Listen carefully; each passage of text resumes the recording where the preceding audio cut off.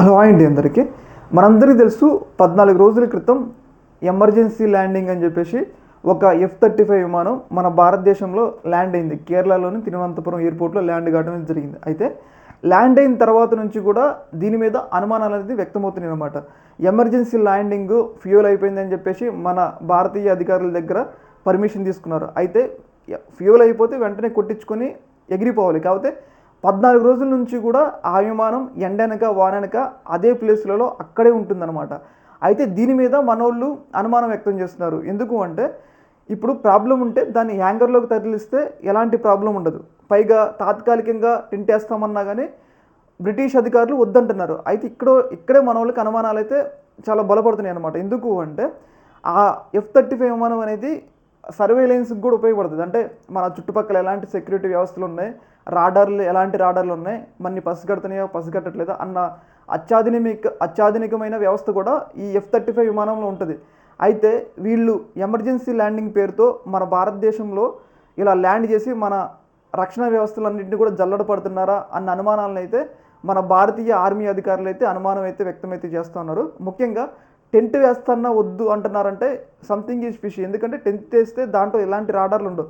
అయినా కానీ వాళ్ళు భయపడుతున్నారంటే ఒకవేళ టెంట్ వేసినట్లయితే రాడార్ సిగ్నల్స్ ఆ టెంట్కి అడ్డుకుంటాయి కాబట్టి అందుకోసమే టెంట్ కూడా వద్దంటున్నారు. అందుకోసమే హ్యాంగర్లోకి కూడా తీసుకెళ్ళడానికి అంత ఆసక్తి చూపట్లేదు. ఈ విమానం ఏదైతే ఎమర్జెన్సీ ల్యాండింగ్ పేరుతో మన భారతదేశం మీద నిఘా పెట్టడానికి వచ్చిందన్న అనుమానాలు అయితే మన భారతీయ అధికారులు అయితే చాలా తీవ్రస్థాయి అనుమానం అయితే వ్యక్తం చేస్తున్నారు. అందుకు తగ్గట్టు కూడా ఏదైతే బ్రిటిష్ పైలట్ అనుసరిస్తున్న సీరు ముఖ్యంగా మన భారతీయకి సంబంధించిన ఒక్కరిని కూడా విమానం దగ్గరకు కూడా పోనిట్లా. అయితే ఇక్కడే కొన్ని అనుమానాలు అయితే వ్యక్తమవుతున్నాయి అనమాట. అయితే దీని మీద మనోళ్ళు ఇప్పటివరకు కూడా ఏదో గెస్ట్ వచ్చారని చెప్పేసి చాలా స్మూత్గా హ్యాండిల్ చేశారు. పోతారులే అన్నట్లుగా చాలా స్మూత్గా హ్యాండిల్ చేశారు. కాకపోతే 14 రోజులు అవుతున్నా ఇక్కడే ఉంటుంది కాబట్టి సంథింగ్ ఈజ్ ఫిషీ.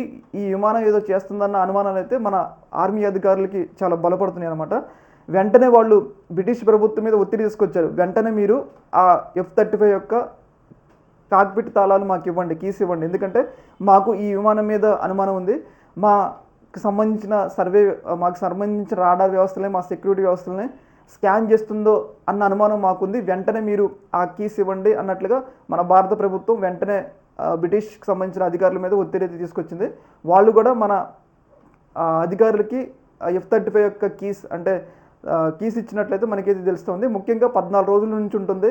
పైగా హ్యాంగర్లోకి తీసుకెళ్తున్నా అంటున్నా కానీ వద్దంటున్నారు కాబట్టి సంథింగ్ ఈజ్ ఫిషీ. ఇక్కడ ఏదో జరుగుతుంది అనుమానాలు అనేది మన భారతదేశ అధికారులకు రావడం వల్ల దాన్ని మనం ఇప్పుడు జల్లెడ పడుతున్నాం. అంటే ఏమైనా డేటా సేకరించిందా, మన భారతదేశానికి సంబంధించిన రక్షణ వ్యవస్థల డేటాను ఏమైనా సేకరించిందా, వాటన్నిటిని కూడా సర్వేలెన్స్ ఉంది కాబట్టి వాటన్నిటిని కూడా మన అధికారులు ఇప్పుడు క్షుణ్ణంగా పరిశీలిస్తున్నారు. చూడాలి మరి ఏం తెలియదు. కానీ సంథింగ్ ఈజ్ ఫిషీ. ఈ విమానం దాదాపు 14 రోజుల నుంచి ఉంటుంది అంటే మన రక్షణ వ్యవస్థలు అన్నిటి కూడా జల్లెడ పడుతుందన్న అనుమానాలు అయితే మన భారత అధికారులకైతే వచ్చిందనమాట, ఆర్మీ అధికారులకి. ఈ యొక్క అంశంలో మీ యొక్క అభిప్రాయాన్ని కింద కామెంట్లో తెలియజేయండి. ఓకే.